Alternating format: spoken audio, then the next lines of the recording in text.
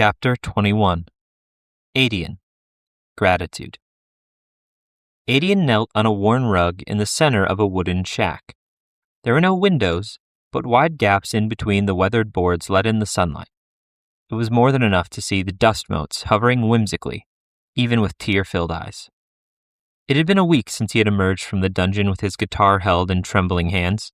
His emotions were still in turmoil. He didn't normally let it show. He needed to be strong for Asya, for the whole town, for Dre even. They were scared, and they looked to him. But here, in this quiet place, with the Creator alone as his witness, he allowed himself to feel. Tears trickled down his face as he clenched his fists into a white-knuckled grip. Why? Why? Why? Why is there sin and death and pain? Why? Why don't you take it all away? Why? Why is the world a broken place? Why? Why did you set things up this way? Why? Oh, why? He whispered the words. He shouted them. He prayed them. He cried. He stayed like that until he noticed that the light filtering into his little haven had begun to dim. He propped himself back up into a kneeling position, took a long, slow breath, and then exhaled twice as long. He continued his slow, purposeful breathing as he carefully pulled his thoughts and emotions back together. Sorrow was appropriate, healthy even. But there was still much left to do, and all was far from lost. Adian still didn't understand why things had happened the way that they did. Far from it. But he chose to believe that the Creator would find a way to turn it to good. Some would say it was foolish. But that was the thing about belief. If the unbeliever found it to be entirely rational, then they wouldn't be an unbeliever, would they? As Adian had thought and prayed about the chaotic events over the past week, he had come to a difficult but important conclusion. Dre ending up in the dungeon wasn't an accident. It was necessary. Terrible, but necessary. If Dre hadn't been there, then Adian would have ended up defiled, just like Gavin. He never would have had the chance to sing his way into freedom, and in that case, Neridany and all the surrounding lands would still be unaware of the terrible evil growing in their midst. It didn't change the horrible things that had happened, but it did give meaning to those who had paid the highest price in the depths of the dungeon. Word of a powerful new dungeon had spread like wildfire in the region. There was even a rumor that the royal throne had taken notice, and that a delegation was being sent from Telpaic to investigate. A rumor Adian had assumed to be false, until over the past few days at least a dozen scouting parties had arrived from all corners of Astiverin. Thankfully, they had all actually only scouted, after getting a debriefing from him, of course. They had all found similar things. The activity outside of the dungeon was limited to only the occasional ratgore. None of the more powerful defiled, animal or human, had been spotted. One thing that Adian had been wondering about, that was confirmed, was that the area of the dungeon's influence was expanding, but slowly. How it had become so large in the first place was still a mystery. Adian's information, combined with what little could be verified by the scouts, led to a range of reactions from the visiting parties that varied from concerned to terrified. All of the scouting parties had claimed that they would suggest sending aid to their superiors. Most wouldn't, but hopefully some would. Neridany itself had been turned on its head. The normal day-to-day life of the town had ground to a halt. Instead, everyone's attention had been turned to fortifying the town with a borderline hysterical fervor. Their main concern was the dungeon sending its minions outside of its domain to attack the town, something that Adian wasn't sure was even possible, since no one credible had seen any of the defiled take a single step outside the dungeon's domain. Even still, Adian wasn't going to try and stop their preparations. Far from it. He had a feeling that they would be needed sooner rather than later. A feeling that grew stronger every time one particular question popped into his head. What happened to Rucker? The captain had survived the first battle. He hadn't died in the tunnel mouth like Marcia, Olive, and Miena had. And he wasn't one of the defiled created in the cathedral-esque cavern. Every other member of the militia was accounted for. Everyone except for Rucker. It was well within the realm of possibility that he had died fighting in the hallways rather than getting captured, But if he had fought to the death, then Adian would have expected others to have fallen with him. He couldn't remember if the sorry state they had been in right before the end was any worse than they had been after the first battle. Wasn't it possible that they had been brought peacefully, forced by the sheer multitude of creatures surrounding them, like he and Dre had? But if that was the case, then the question still remained. What happened to Rucker? The more Adian dwelled on the question, the more he suspected some sort of treachery. Why had Rucker, the most reckless captain in the Raven militia, been sent on a scouting mission? Why had Rucker been so adamant about entering the dungeon? Why had he become so reasonable after the first battle? None of it made any sense. A stiffness in his bent knees pulled Adian out of his ruminations, and the diminished light poking through the cracks in his little temple warned him of impending night. He let out a sigh. If he didn't leave now, then he was going to be late to the healers. Adian closed his eyes, said one last prayer for Asya. He hesitated, but then said a quick prayer for Dre as well, before he slowly stood, making sure to stay partially hunched so that he didn't hit his head on the doorframe as he exited.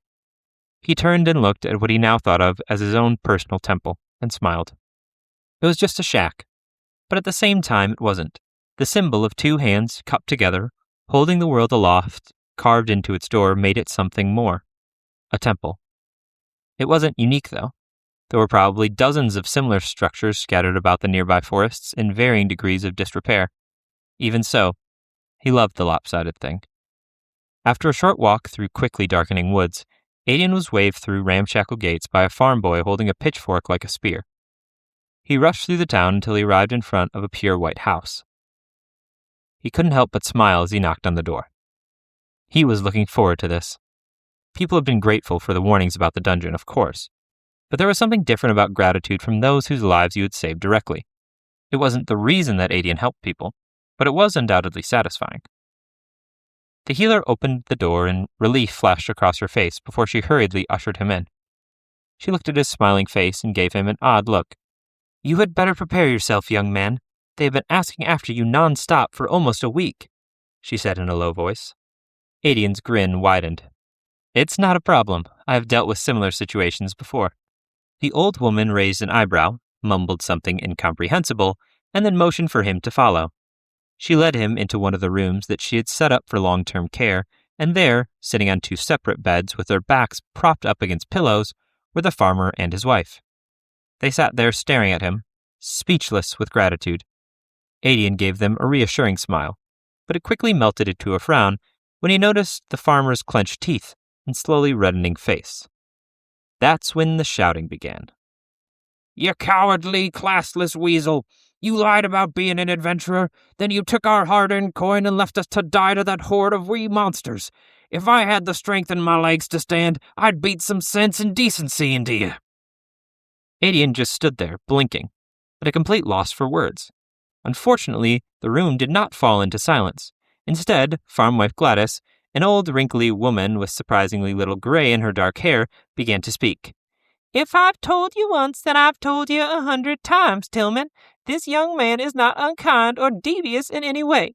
He was very gracious to try to help us, and contrary to what you seem to believe, we didn't pay him anything more than a bowl of soup. This theft you keep going on and on about is nothing but a farce." Adian nodded his head in agreement.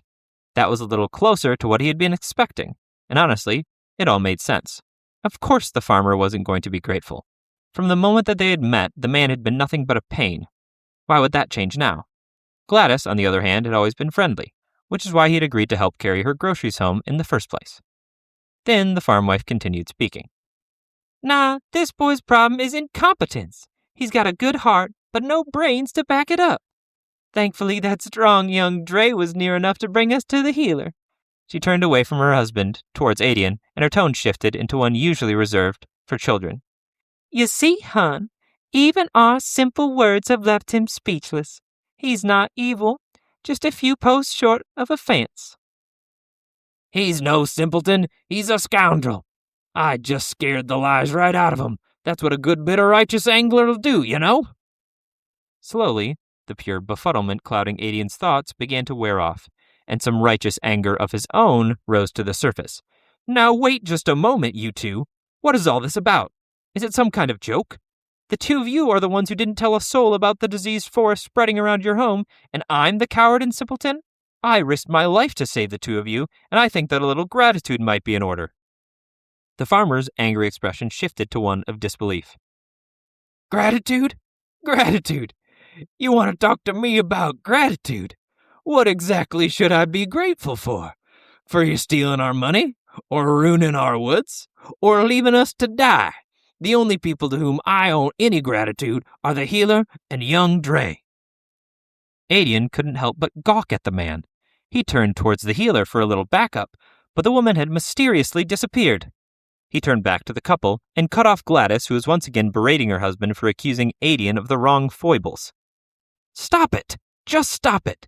You both mentioned that Dre saved you, and I admit that he helped, but only after I ran back to your house, fought off a small army of Ragor, left all of my instruments discarded in the dirt so that the two of you could fit in my cart, and then proceeded to painstakingly pull you back to the main road. It was then and only then that Dre started pulling the cart." Gladys guffawed. "Oh, silly child," she said, before breaking into a fit of uncontrollable laughter. "If you're the one who saved us, why do I remember seeing Dre's face looking down on me before we were brought inside the healer's house?" Adian stated eloquently. "Well, it's exactly like I just said. He was the one pulling your cart at the end, but I did everything before that. You seeing him at the end corroborates my story. It doesn't disprove it in any way." "Liar!" Tillman shouted. "Oh, sweetie," Gladys oozed. "No need to try and impress us with big words. The Creator doesn't love you any less for being a tad slow. Besides, we both know that core-bait isn't even a word." The useless, seesawing conversation dragged on and on, for what felt like years. In the end, he found himself apologizing to both of them. He even, inexplicably, repaid what he had stolen. When he had finally staggered out of the room, Healer Norley was waiting for him outside. "You could have warned me." She smiled mischievously. "I could have, but you were just so confident." In a matter of moments, he was alone outside the healer's house.